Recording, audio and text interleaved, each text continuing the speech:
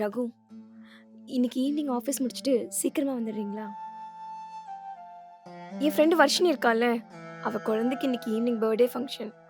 நம்மள இன்வைட் பண்ணியிருக்கா. நம்ம 2 பேரும் சேர்ந்தே போயிட்டு வந்துருவோம்.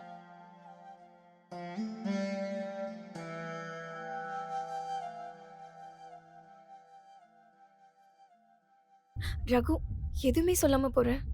நான் பேசாம இருக்கலே உனக்கு தெரிய வேணாமா? நான் வரல. அங்க வந்து உன்னாலலாம் என்னால அசிங்கப்பட முடியாது.